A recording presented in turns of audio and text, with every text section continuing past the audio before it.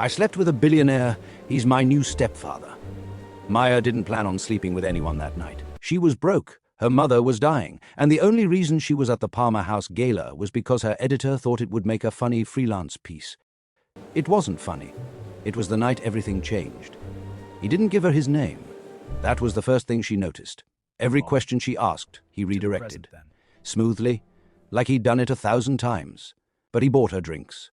Expensive ones, the kind that cost more than her hourly wage, and he looked at her like she was the only person in a room full of billionaires worth looking at.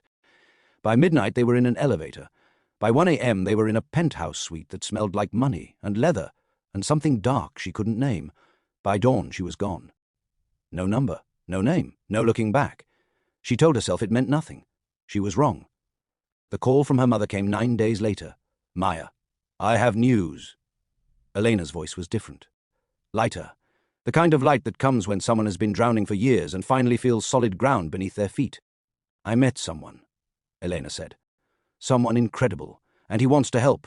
With everything. The treatments, the bills, all of it. Maya gripped the phone tighter. Help how? He's paying for everything, sweetheart. The specialist downtown. The new medication. The surgery Dr. Patel recommended. Everything. Maya's chest tightened. Men didn't just do that. Not for free. Not for a woman they barely knew. What's his name? Maya asked. Victor? Victor Ashworth. Maya didn't recognize it. Not yet. And you trust him? A pause. Then Elena's voice softened in a way Maya hadn't heard since she was a child. I do, Maya. I really do. Maya Googled him that night. The results hit like walking into a wall. $12.4 billion. CEO of Ashworth Capital.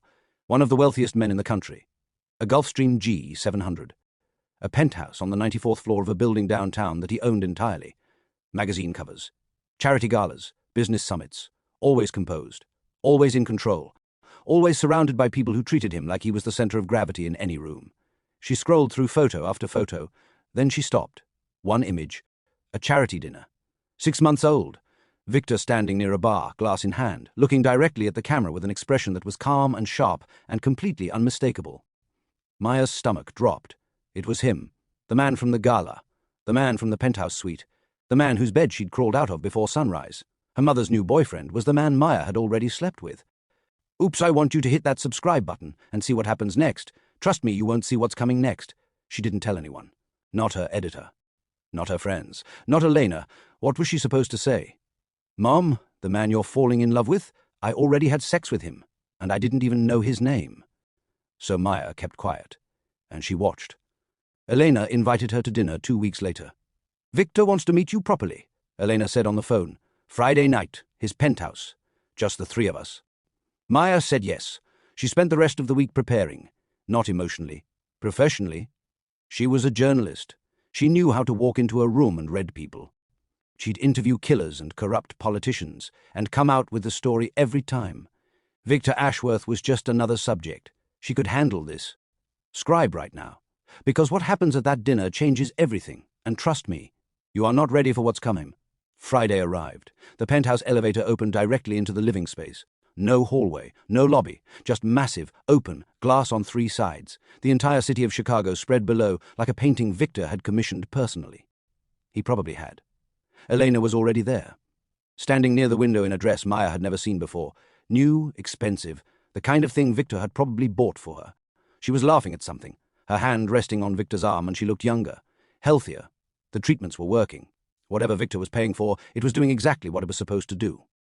Maya watched her mother for a moment before announcing herself. Elena looked genuinely happy. For the first time in 3 years. Maya!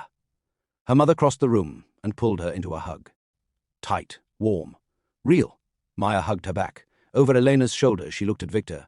He was watching her, not smiling, not extending his hand, not performing, just watching, like he already knew exactly how this evening was going to end. Maya walked toward him, extended her hand. It's nice to finally meet you, she said. Victor took her hand. His grip was firm, deliberate. His eyes didn't move from hers. The pleasure is entirely mine, he said. Something in the way he said it made the hair on the back of Maya's neck stand up. But she smiled, kept her expression neutral, kept her face exactly the way she kept it in every interview she'd ever conducted. Calm, in control, giving nothing away. Victor held her gaze for 1 second longer than necessary.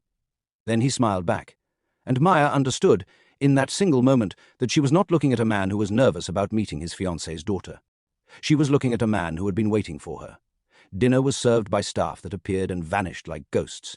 3 courses. Crystal that caught the light and threw it back like glass knives. Wine so dark it looked almost black in the stemware. Food arranged with such precision it looked less like a meal and more like evidence of exactly how much power sat at this table. Elena carried the conversation. She was radiant, telling Maya about how she and Victor had met, a charity event introduced by a mutual friend, how patient he'd been, how he'd never pushed. Victor listened, nodded, touched Elena's hand. The perfect gentleman. Maya watched him the entire time. Every time Elena left the room, bathroom, phone call, something in the kitchen, Victor's eyes moved to Maya. He didn't say anything during those silences. He didn't need to. The look said everything. I know. I know exactly what you're thinking. There is nothing you can do about it. The third time, Elena stepped away. Victor leaned forward, just slightly. You're wondering how long I knew, he said, quietly, casually, like they were discussing the weather. Maya kept her face still. Knew what? She said. Victor smiled. It wasn't cruel. It wasn't smug. It was almost sad. Who you were, he said. At the gala. Maya didn't blink. And did you? She asked. No? Victor picked up his wineglass, took a slow sip, set it down. Yes, he said, one word. Simple. No deflection.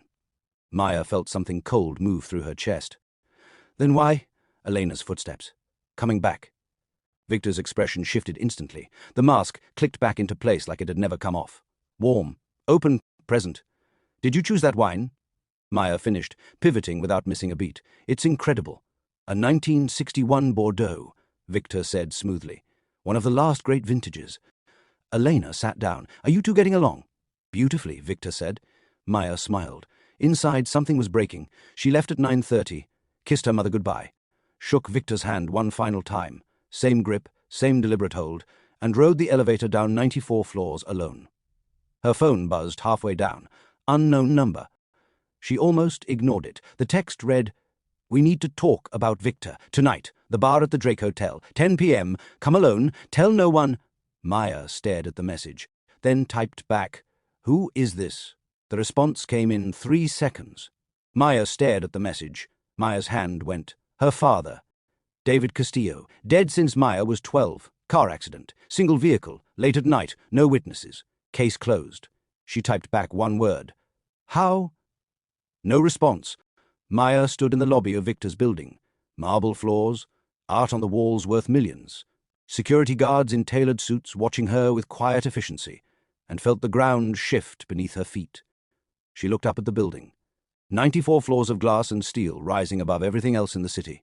Then she walked out into the night. The Drake Hotel bar was quiet at 10 p.m. Maya found him in a corner booth. Mid-40s, unremarkable face, dark jacket, the kind of man designed to be forgotten the moment you looked away. He stood when she approached. Sit down, he said. Maya sat. Who are you? She asked. My name is Richard Hale. I'm a private investigator. He paused. I've been watching Victor Ashworth for 2 years. Why? Richard reached into his jacket, pulled out a manila envelope, placed it on the table between them without pushing it forward. Open it, he said. Maya opened it. Inside was a single photograph. Her father, young, smiling. Standing outside an office building Maya recognized. Castillo and Reed headquarters. The company David had built from nothing. The company that had been worth $200 million when he was alive. Maya flipped the photo over.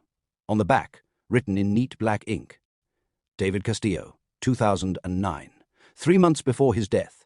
Maya looked up at Richard. Where did you get this? From Victor's private files. Richard's expression didn't change. Maya, your father's death wasn't an accident. The bar felt very small suddenly. What are you talking about? Castillo and Reed was worth $200 million when your father died. Within 6 weeks of his death, the company collapsed. Every asset was absorbed by a holding company called Meridian Group. Richard paused. Meridian Group is a shell company. It traces back through 4 layers of corporate structure to Ashworth Capital. Maya's mouth went dry. Victor's company. Yes, that doesn't mean there's more. Richard pulled out a second envelope. Thicker, heavier. I've spent 2 years building this file. Police records, financial transfers, witness statements. The man Victor paid to handle your father. Richard stopped. Looked at Maya directly. He's still alive, and he's willing to talk. Maya stared at the envelope. Her hands were shaking. Why are you telling me this? She asked. Why not go to the police yourself? Richard leaned forward. Because Victor owns half the police department, and the other half is terrified of him. He tapped the envelope. This needs to come from someone he can't touch, someone close to him, someone he trusts. I don't trust him. No, but he trusts your mother, and your mother trusts you.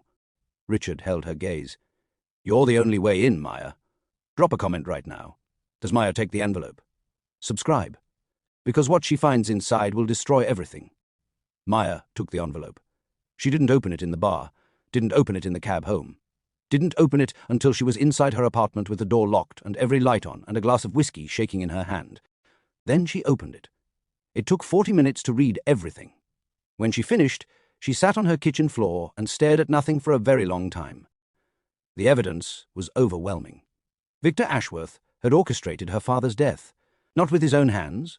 He'd hired someone. A man named Cole Briggs, who had run a quiet operation for wealthy clients for 15 years before retiring to a house in Montana that cost $3 million cash. Richard had found him, had gotten him talking. Briggs confirmed everything. Victor had hired him in October 2009 to neutralize David Castillo. Briggs had staged the car accident. Made it look clean. No evidence, no witnesses. Case closed in under a week. Victor had paid $2 million for the job. And then, within 6 weeks, Ashworth Capital had absorbed every asset of Castillo and Reed. Maya's father had been murdered for a company, and the man who killed him was now engaged to her mother. She didn't sleep. By morning she had made a decision. She called Richard. I'm in, she said. Good. There's one more thing you need to know. What? Victor didn't find your mother by accident. He's been watching your family for years. Since before your father died. Maya closed her eyes. Why? That's what I need you to find out. You're closer to him than anyone. Get into his life, his office, his files. Find out why he's been watching Elena. And then we end him. The next 2 weeks were a masterclass in performance.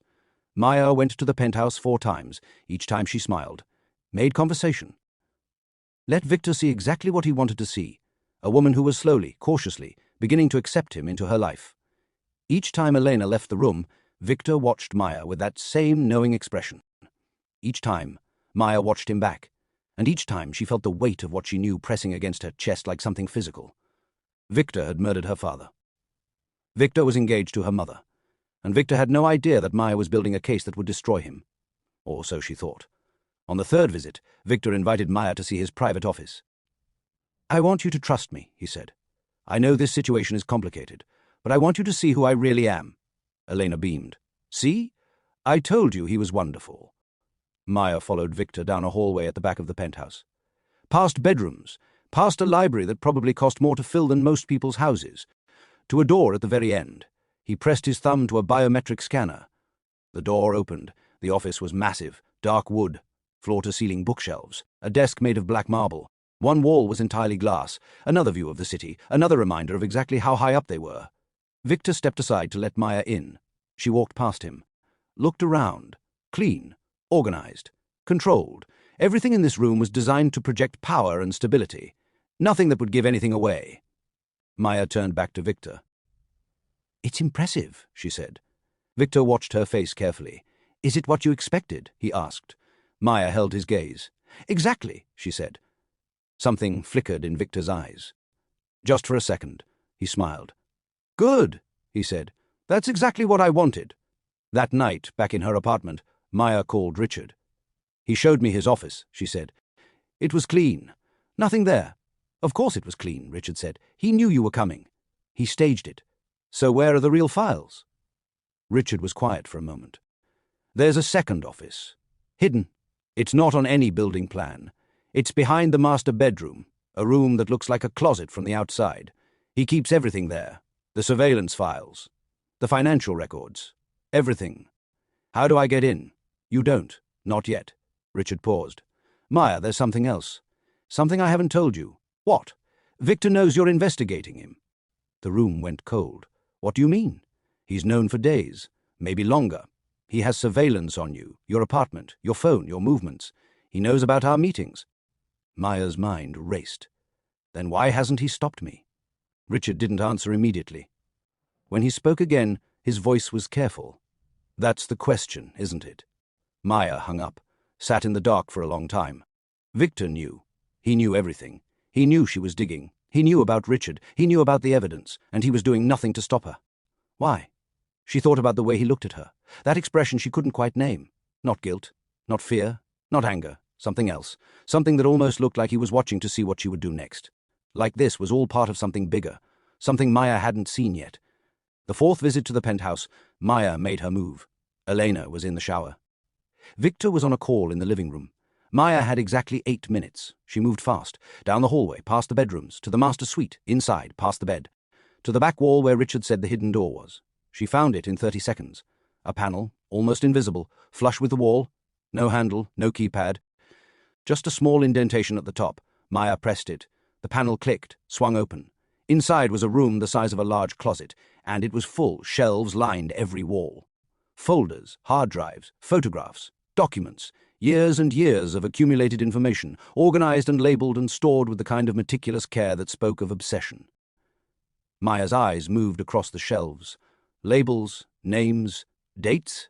David Castillo, 2008 to 2010. Elena Castillo, 2010 present. Aya Castillo, 2015 present. Her entire family. 16 years of surveillance. Every piece of their lives documented and filed and stored in a hidden room behind Victor Ashworth's bedroom. Maya's hands were shaking. She pulled out her phone, started photographing everything.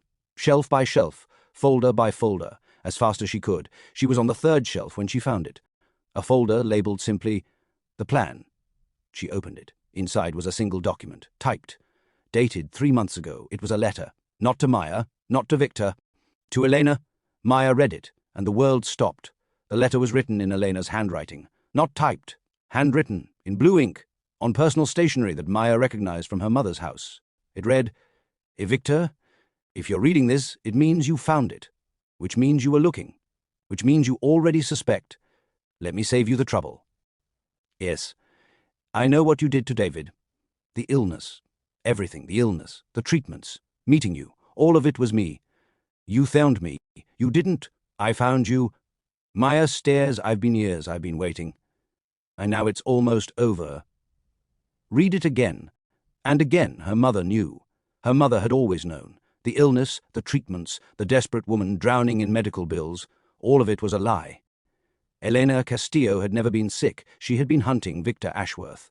And she had used Maya to do it. Scribe, share, comment one word, because the story isn't over. The final scene is coming, and it will shatter everything. Maya didn't move for a full minute. She stood in that hidden room holding her mother's letter, and felt something crack open inside her chest that she knew would never fully close again. Every moment, every phone call, every time Elena had cried about the bills, about the fear, about being alone, performance, all of it, Maya thought about the night her mother had called her, voice trembling, saying, I met someone incredible. The way her voice had sounded hopeful, vulnerable, real. It had been real enough to fool Maya completely, which meant Elena had spent 16 years perfecting it. Maya put the letter back, closed the hidden room, walked back down the hallway on legs that felt like they belonged to someone else. Victor was still on his call. Elena was still in the shower. Maya sat on the edge of the bed and stared at the floor and thought about everything she had just learned and tried to figure out what to do with it. Then her phone buzzed. Text from an unknown number, not Richard's number, a different one, one line. You found the letter. Good. Now you understand. Meet me tomorrow. Alone. I'll send the address. Mom? Maya looked at the text. Then she looked up. At the bathroom door, the shower had stopped. They met the next afternoon at a cafe in Wicker Park. Somewhere small. Somewhere nobody would recognize either of them. Elena was already there when Maya arrived, sitting in a corner booth. No makeup. Hair pulled back. Wearing clothes Maya had never seen before. Simple. Plain. Nothing like the elegant woman who inhabited Victor's penthouse. She looked like the mother Maya remembered from childhood. Before the illness. Before the grief. Before everything. Maya sat down across from her. Neither of them spoke for a long time. Then Elena said, You have questions. How long? Maya's voice was steady. She was surprised by how steady it was. How long have you been planning this? Since 2010. Since I found out what Victor did to your father. You knew. The whole time. You knew he killed Dad, and you. Maya stopped. Took a breath. You let him get close to you. You let him get close to... me? Elena held her gaze. Yes. Why? Elena wrapped both hands around her coffee cup, looked down at it for a long moment, because the only way to destroy a man like Victor isn't with evidence, she said. Evidence can be buried. Lawyers can make it disappear. Money can buy silence. She looked up. The only way to destroy him is to make him believe he's already won. And me. Elena's expression shifted. Something moved behind her eyes. Something raw and painful that looked, for just a second, like genuine grief. You were the one thing Victor couldn't control, Elena said. He'd been watching you for years. Obsessed. Guilty. He saw you as the way to make things right, the way to atone. Elena paused. I let him have that. I let him believe that getting close to our family, to you, was his choice. His redemption, it wasn't, no, I positioned you, put you in his path. The gala, I made sure you'd be there. I made sure he'd see you. Maya felt something twist in her stomach. You knew about the gala, about what happened between us. Yes, and you did nothing. I couldn't. Not without revealing what I knew. Elena's voice was quiet now. Almost apologetic. Almost. I needed him attached. Emotionally, completely. The affair with you made that happen faster than anything else could have. Maya looked at her mother. At the woman who had held her every night after David died, who had kissed her forehead and told her everything was going to be okay, who had pretended, for 16 years, to be a grieving widow slowly falling apart. A woman who had used her own daughter's body as a weapon against the man who murdered her husband. The illness, Maya said. You were never sick. Elena shook her head. The treatments, the specialist, the bills, all fabricated, to create the desperation, to make Victor feel like saving me was urgent, like he had to act fast or lose me. Elena's jaw tightened. Men like Victor don't respond to patience. They respond to scarcity, to the fear of losing something. And it worked. Perfectly. Maya sat with that for a long time. The cafe was warm, quiet. People around them laughing, talking, living normal lives that had nothing to do with murder or revenge, or 16 years of calculated deception. What's the end game? Maya asked finally. What happens now? Elena reached into her bag, pulled out a USB drive, placed it on the table between them. Everything is on here, she said. The real evidence of what Victor did to your father, the financial records, the witness statements. Cole Briggs, the man Victor hired, recorded a full confession last month. I have it all. Maya looked at the drive. If you give this to the police, it goes public tomorrow, Elena said. Every news outlet in the country, FBI, state attorney, all of it. By tomorrow evening, Victor Ashworth's life is over. Maya picked up the drive, turned it over in her fingers. And you? She asked. What happens to you? Elena smiled. It was the first real smile Maya had seen from her mother in 16 years. Not warm, not loving. Satisfied. I disappear, Elena said. I've already moved everything. New accounts, new identity, a house in Portugal. I'm leaving tonight. Tonight? The moment this goes public, Victor will know it was me. And Victor, when he's cornered, Elena paused. Victor is dangerous, Maya. More dangerous than you know. I'm not going to be here when he finds out. Maya stared at her. You're just going to leave? After everything? Elena reached across the table, took Maya's hand. And for 1 second, one single, unguarded second, the mask dropped completely. What was underneath wasn't coldness, wasn't calculation, wasn't the cold, patient fury of a woman who had spent 16 years plotting revenge. It was love. Messy, desperate. Broken love. The kind that does terrible things and tells itself it's worth it. I'm sorry, Elena whispered, for using you. For all of it. I'm sorry. Then she let go, stood up, and walked out of the cafe without looking back. Maya sat there for a long time after her mother left, holding the USB drive, turning it over and over in her fingers. Outside, Chicago moved and breathed and carried on the way it always did, indifferent to the fact that somewhere in this city, a woman had just handed her daughter the weapon that would destroy a billionaire. And somewhere on the 94th floor of a glass tower downtown, Victor Ashworth was probably sitting in his office right now, watching Maya on one of his surveillance feeds, waiting to see what she would do next. Confident. In control, believing he was still the most powerful person in this story. He wasn't. He never had been. Maya closed her fist around the drive, and for the first time since this started, since the gala, since the texts, since Richard Hale, since the hidden room, since everything, she smiled. The next morning, Maya walked into the Tribune newsroom at 7 a.m. Her editor was already there, coffee in hand, reading something on his screen. He looked up when she approached. "You look like you haven't slept," he said. "I haven't," Maya said. She placed the USB drive on his desk. "This is the biggest story we've ever run," she said, "and I need it published today." Her editor looked at the drive, then at Maya. "How big?" he asked. Maya sat down. "Murder, cover-up, a billionaire, and a woman who spent 16 years destroying him from the inside." Her editor picked up the drive, turned it over. "Give me 10 minutes," he said. By noon, the story was everywhere. Victor Ashworth's face on every screen in the country. Headlines in every outlet. FBI statements. Police statements. The recorded confession from Cole Briggs playing on loop on every news channel. Maya watched it from her apartment. Phone in hand. Waiting. At 2 p.m., Victor called her. She answered. He didn't speak for a long time. Then, quietly, "Your mother?" It wasn't a question. "Yes," Maya said.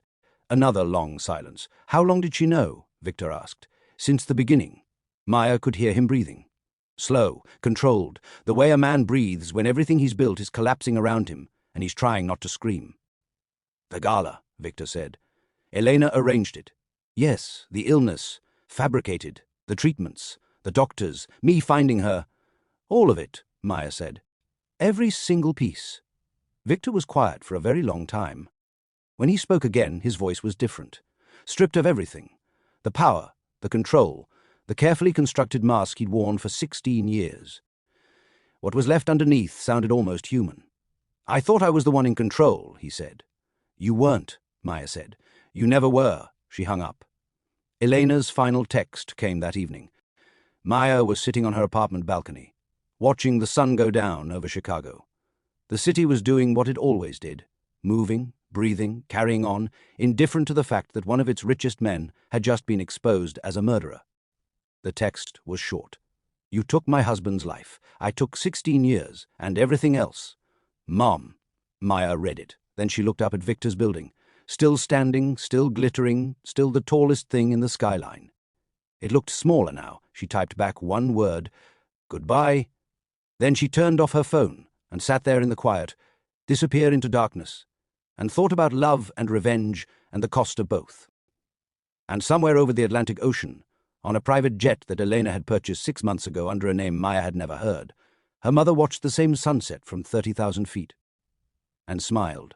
3 weeks later, Maya received a package. No return address. Inside was a single photograph. Her mother, Elena. But it wasn't recent. It was old. 20 years old. Maybe more. Elena standing outside a building Maya didn't recognize. Young, smiling. Her hand on the arm of a man who wasn't Maya's father. The man was Victor Ashworth, 20 years younger, but unmistakably him. On the back of the photograph, one line in handwriting Maya had never seen before. She didn't find him 16 years ago. She knew him long before your father died. Ask yourself, who really killed David Castillo? Maya stared at the photo. Her hands started shaking.